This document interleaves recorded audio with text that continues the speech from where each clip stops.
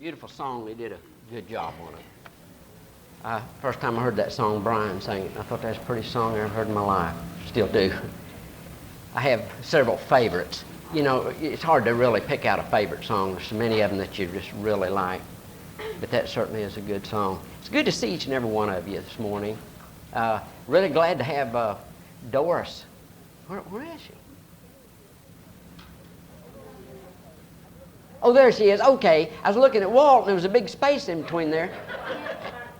Oh, well, I thought maybe you wanted to get away from me. I didn't blame you. I just, you know, we're really glad that you're here, and we're glad that all of you are here. We're really glad to have my cousin and her sons back with us today, and it's just good to have each and every one. We're down today, and a lot of it, of course, we're in summertime. That's something that happens. I would like to ask the Sunday school teachers if they'll do something for me.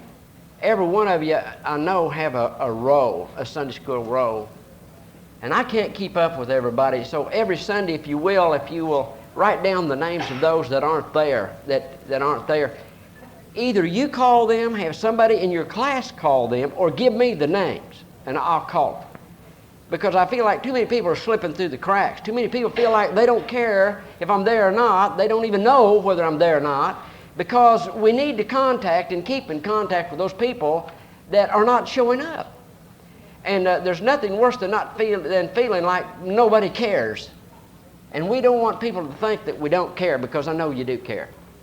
So if you'll do that for me, and if you will give the list to the Sunday school superintendent, I'll give you the job of seeing that they do that. You know, just take a roll, and whoever's not here, write their names down. And we're going to work up some kind of program, and it's better if the teacher will call them, you know, for a class. But if they don't, I'll call them.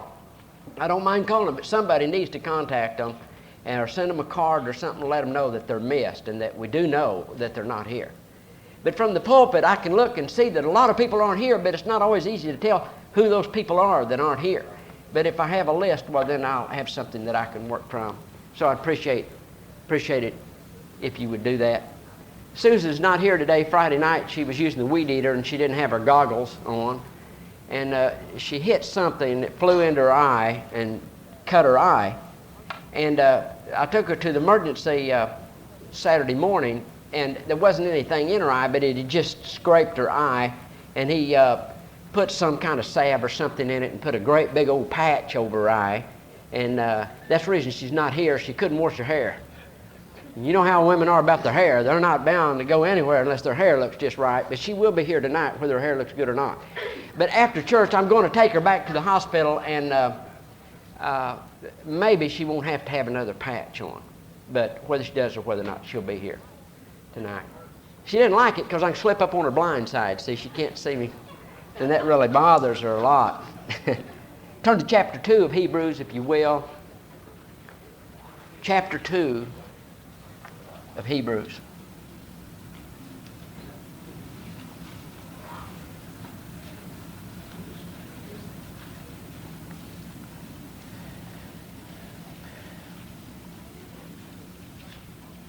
It's kind of strange, you know. Now, all these ladies that are 70 years or older, when they have birthdays, my wife said I could hug them, you know. Now, the ladies don't care much about it, but I can whip most of them, so there's not a whole lot, not all of them, but some of them I can whip, and so they don't have a lot to say about it. But ideal, you see, I wasn't going to hug her anymore unless I shaved this mustache off. So. Chapter 2 of Hebrews. Therefore, we ought to give the more earnest heed to the things which we have heard, lest at any time we should let them slip. For if the word spoken by angels was steadfast, and every transgression and disobedience received a just recompense of reward, how shall we escape if we neglect so great salvation, which at the first began to be spoken by the Lord, and was confirmed unto us by them that heard him? God also bearing them witness, both with signs and wonders, and with divers miracles and gifts of the Holy Ghost, according to his own will. Now notice the beginning of this chapter starts off with the word therefore. And anytime you see that word or a chapter starts out with the word therefore, look and see what it's there for. What he's saying is in conclusion of. Now, in order to know what the conclusion that he's trying to to reach, we have to know what did he say previously to that. And we find in the first chapter of Hebrews, it says, God, who at sundry times and in divers manners spake in time past unto the fathers by prophets. In other words, in the Old Testament, God never did speak directly, but he spoke through the prophets. Now, even though he did, that was God speaking, and their word was binding. It was still the word of God. But he said in old days, in different times and in different ways, God spake to our fathers through prophets. But now notice something.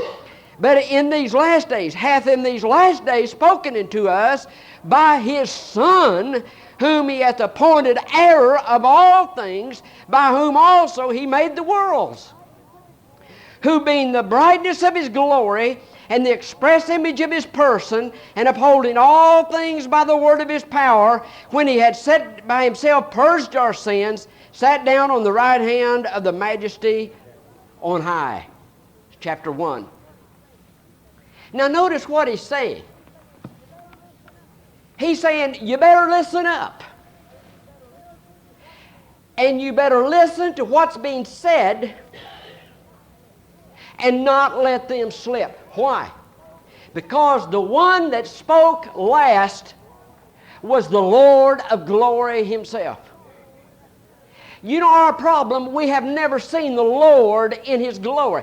I'll tell you, heaven's going to be something, folks. Now, Archie said that he's in the state right now that he's not really looking forward to heaven, and I can understand where he's coming from. A lot of times we do have those valleys. We have our peaks, but we also have the valleys. But you see, one thing that would really put a lot of excitement in our religion would be if we could just see Jesus in his glory one time.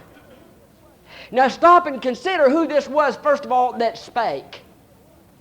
It wasn't just a mortal man like you or I. Great as Moses was, and God said there's never been a man like Moses. He said, all the prophets I spoke to him in visions and dreams, but Moses face to face, a great man. But now notice who said, that the Bible says, spoke last, and hear ye him. The Father said, this is my beloved Son, hear ye him. And he goes on now to say that this one that spoke last is the one that in the beginning created everything that was created. Now, you know, we understand that and we believe that, but we can't really comprehend that. Now stop and consider something. He is the second person of the Godhead, and we don't even understand God. I don't know what omnipotence is. I can't understand or comprehend all power. Nothing. There's nothing that he can't do. All power. Now stop and consider, and I can't even imagine what nothing is. Can you imagine just nothing? That's like saying, well, I don't like the weather, but it's better than no weather at all. Well, what is no weather at all? See? Now, first of all, there was this vast universe that was totally dark, empty space, no air, no water, no gases, no nothing. But the second person of the Godhead stepped forward and spoke the worlds into existence. Now that's who we're dealing with, folks, and that's the one that has the message for you this morning. Wouldn't that have been something to be there when he laid the foundations of the world? I always liked building. My uncles were in construction, and it's always interesting how they'll dig the ditches, and they put steel in the ditches, and they pour the concrete in there, and then how the structure goes on up. But can you imagine there's nothing but God spoke and laid the foundations of the world? Isn't it amazing? The second person of the Godhead not only created a world somewhere in space, but created all the other planets, all the other stars, and harmonized them in such a way that the gravitational pull kept them all in orbit. See, he's not only omnipotent, but he's all-knowing. Now, first of all, he's eternal, and I can't understand that. Can you understand God always was? I can't comprehend that. God always will be. You know, we always, as having these finite minds, there's always got to be a beginning. There's always got to be an ending somewhere. How high is up? And that's something when I was a child in the summertime, I'd lay out on a blanket in the yard and I'd look up and The kids in the neighborhood would always talk about how high is up. I mean, we wouldn't always talk about it, but I mean, there were times we would talk about how high is up, and you just go on and on and on, but finally, in your mind, you reach a ceiling, but then you think, no, wait a minute, what's on the other side of that? See, we can't comprehend infinite space that goes on and on and on and on, never ending. But keep in mind, now, this second person of the Godhead, who is eternal, who is omnipotent, who is omnipresent, and who is all-knowing, stepped forward, spoke the universe into existence, and then began to create on this little planet, this little speck in the universe. Begin to speak and begin to create. And then he created man out of the dust of the ground. Now, isn't it amazing? God can speak and cause things to happen. I mean, he can speak worlds into existence. But he took the time to form man from the dust of the ground. He could have spoke him into existence, but he formed him from the dust of the ground. Then he breathed into his nostrils and he became a living soul. Now, in the second chapter of Hebrews, or third chapter, let me see. In the second chapter of Hebrews, which we're in, but one in a certain place testified, saying, What is man that thou art mindful of him, or the son of man that thou visitest him? Now stop and consider. I don't understand God. I can't comprehend God. I don't understand, first of all, why he created all of this. Being God, you see, God is self-sufficient. He doesn't need anything. Now we do. We need certain things to make us happy. I need food. I need clothing. I need shelter. I need a wife. I need loved ones. I need children. I need those things. But you see, God doesn't need anything. See, it wasn't like God was lonesome, folks. He's self-sufficient. Why he did it, I don't know. But God created man, and I believe it was in the Psalms he's referring to. He says, What is man that thou art mindful of him? We're just a speck. We're just a speck on a speck in the universe. Now, to make matters worse, man rebelled and fell into ruin. Now, it's a marvelous thing that this second person of the Godhead even give us a second chance. You see, he could have said, well, that didn't work. It's gone. History. Just blotted us out. But in his love, and I don't understand that, he sent prophets. But they didn't hear the prophets. They stoned the prophets, killed the prophets. But now here's the amazing thing. And we have not seen the Lord in his glory. John saw the Lord in his glory there on the Isle of Patmos, and he fell as dead at his feet. Boy, it's going to be something when you get to heaven and you see the Lord himself shining like the sun in its brilliance. But the Son of God, everything that was created by him, and not only by him, but for him. All power, all authority is put under him. But he was willing to leave the Trinity, lay aside all that glory, and come down and be born of a virgin. And so the writer of Hebrews, notice this. Therefore, since he did all of this, therefore we ought to give the more earnest heed to the things which we have heard, lest at any time we should let them slip. And actually what that word in the Greek it actually means is just slip or drift away, or it has to do with like a broken pitcher and water just runs out of it. And you know what? It's amazing that people will hear the gospel and they leave and they forget all about it. I've even asked people, I say, wherever I'd be or something, I say, what did the preacher preach about? Guys, I can't remember. Sometimes I can't remember what I preach about. We let them slip. We let it slip. And people will hear the gospel, but the writer says, be careful, give earnest heed that you don't let those things that the Lord spoke of slip. And I'll tell you something, folks. He's also addressing us Christians. Isn't it amazing we're ever learning and don't learn anything? Did you ever notice that? You know what? We're not taking it serious, folks. We don't realize how serious the words that the Lord spoke are. He said, heaven and earth shall pass away, but my word shall never pass away. But I notice in our Bible studies, like we can study out of Galatians, and then we can come back later to study out of Galatians again. It's like a whole new ball game. It's like a whole new book in the Bible. It's like we're talking about something that we never even heard about before. Why? We're not comprehending. We're not taking it serious. We don't really get in there and study. You know, I like one thing that my wife does, and it may be because she's a school teacher.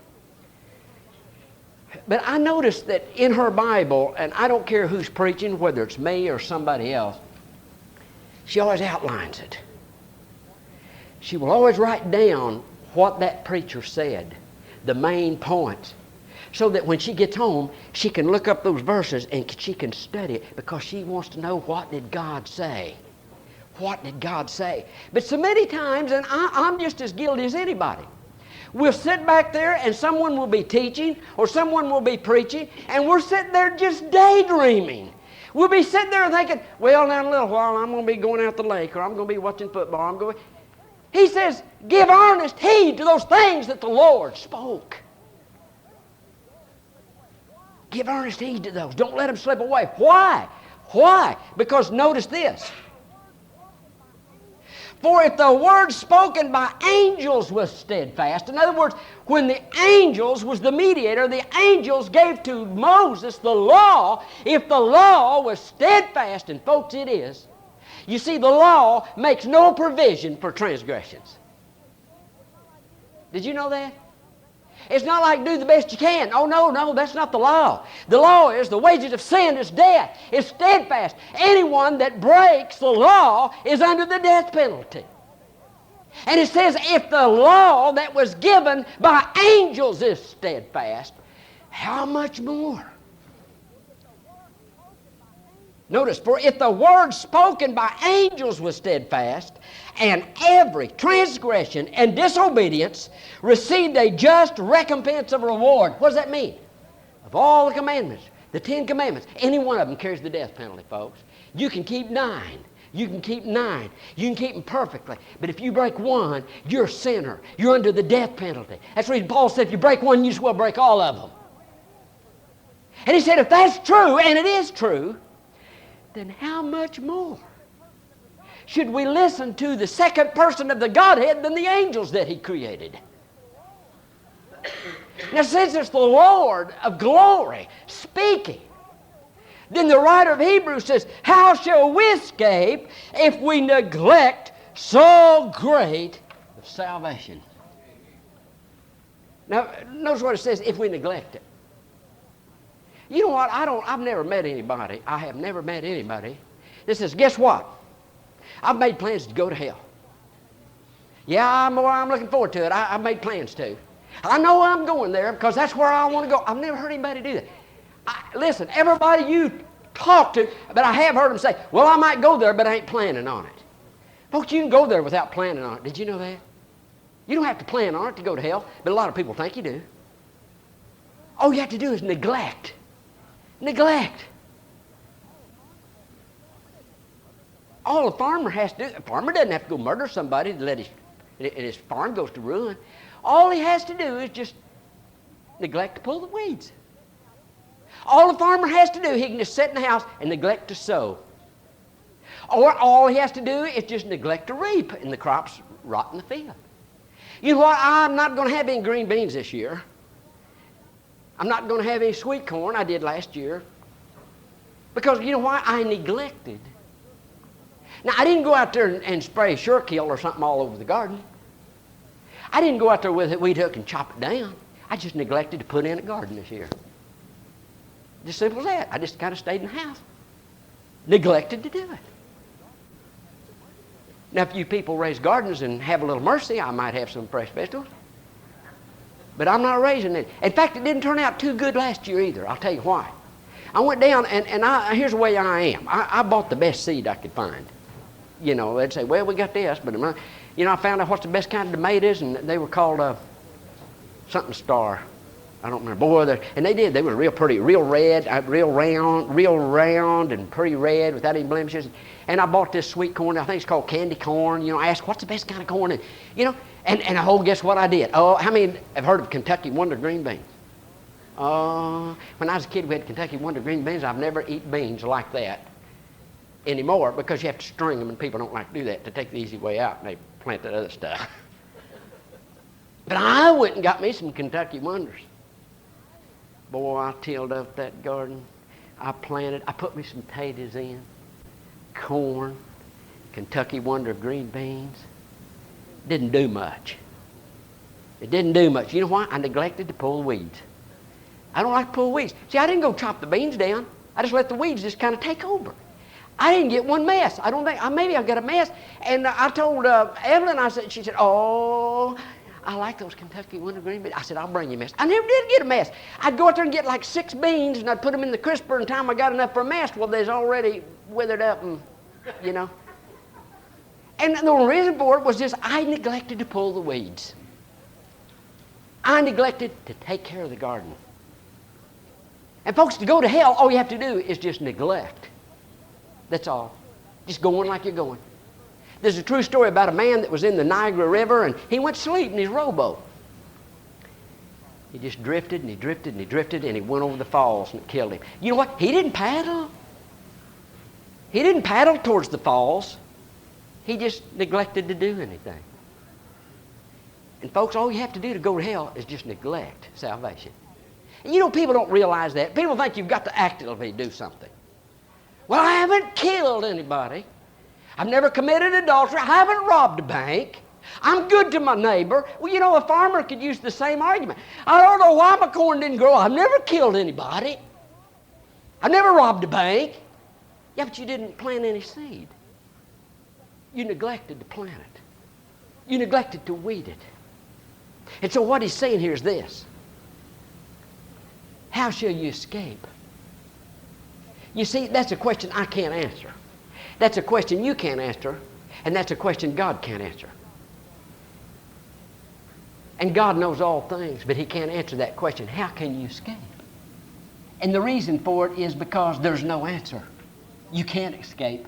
You see, when Jesus was in the garden, he prayed 3 times, oh, Father, if it be thy will, let this cup pass from me.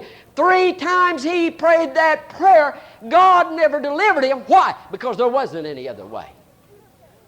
So the writer says, how can you escape if you just sit there and continually neglect the words of the Lord? You can't, you know what? And we're so bad to procrastinate, aren't we? I'll do it tomorrow. I'm getting better at it, but you know, like the garden I had last year is all grown up. It was really grown up, and Susie said, well, when are you going to go chop those weeds down? I had some weeds you'd almost need a chainsaw. I mean, they were big weeds. When are you going to clean it? Well, honey, I'll get that this week. Don't worry about it. I'll get it. Well, 1 week goes another week, and another week goes another week. Well, when are you going to get the garden? Well, I'm going to get it. Don't worry about it. I just keep neglecting to. Well, this week she handed me the tools and said, and stood right there and watched me, and I got it cleaned up. But we neglect. All of us have good intentions. Does anybody here intend to go to hell? We all intend to get saved someday, right? Of course. Of course you do. The young person says, well, yeah, when I get older, I'm going to. But right now, you know, I've got a lot of wild oats to sow. And gosh, you know, I got a girlfriend, I got a boyfriend, and man, we like to go, and we do this. And sometimes I like to do this. And then when you get in middle age, it says, well, I've got a family now, and I've got to work a lot of long hours. I have to work on Sunday. And, you know, I'm really busy. But when I get old, I will. And then when they get old, I say, well, I don't feel like going to church. Like one guy said, he said, well, you know, I'll tell you what, now I had to get up early all my life and go to work. And I told my wife when I retired, I just don't want to get up early for nothing. So see? You'll always have an excuse. Just keep neglecting, and keep neglecting. But how shall you escape if you neglect so great salvation? What does he mean, so great? Not just a great salvation, but it's so great salvation. I'll tell you why. The second person of the Godhead didn't have to do it. The one that created the heavens and earth didn't have to do it. But he was willing to lay aside his glory and His majesty. And like I say, I believe more people would be saved if they could see Him in His glory, if they realized who this was, who this monarch was that left his throne, laid aside his royal robes and his diadem, and willing to come down and be a suffering servant. It's so great a salvation. He became lower than the angels. What that means is, of course, being God, He was far above the angels, but for a time He took on the human body, which made Him lower than the angels. And the reason He took on the human body is so that He could suffer and die and elevate you above the angels. It's so great a salvation. So great a salvation, because He sends people to keep telling you about it. It's so great because the news is so great that He keeps sending people to warn you and warn you and warn you. It's so great a salvation because it was purchased by the blood of the second person of the Godhead, the one that created you. It's so great salvation because what it delivers you from. What's the alternative, folks? Eternity in a devil's hell. That's the alternative. Listen, it'd be so great a salvation if all He did was just let us die when we die and go out of existence and escape hell. That'd be a great salvation. It's so great a salvation because it delivers us from a hell. It translates us from the kingdom of darkness into the kingdom of His dear Son. It's so great a salvation, and we don't understand this now, because we shall all be conformed to the image of His dear Son, the second person of the Godhead. It's so great a salvation because it takes a nobody and makes that nobody the bride of the second person of the Godhead. It's so great a salvation because, folks, someday we'll have a throne that we sit on with Him and rule the universe. It's so great a salvation. It's so great a salvation because it's not offered to good people, it's offered to sinners. It's so great a salvation because all you have to do is by faith receive it. You never get through telling why it's so great a salvation. But take my word for it, it's so great a salvation. It's so great a salvation because we'll rule and reign throughout eternity. I heard a preacher say one time, a famous preacher, he said, you know, we talk about heaven and we know that the pearly white city is called the New Jerusalem. He said, but if you keep in mind, Jerusalem was only the capital of Israel. There were many other cities. Jerusalem was the capital where the king ruled and reigned. And he said, I believe in God's universe there are other worlds that God has created, and we will help Him rule and reign over those worlds where there aren't fallen creatures. I don't know whether that's true or whether that's not. I know Charles Spurgeon believed that also. He said, God's a big God. And he said Jerusalem was just the capital. And the bride rules with the king there and rules the universe. It's so great a salvation. But he says, how shall you escape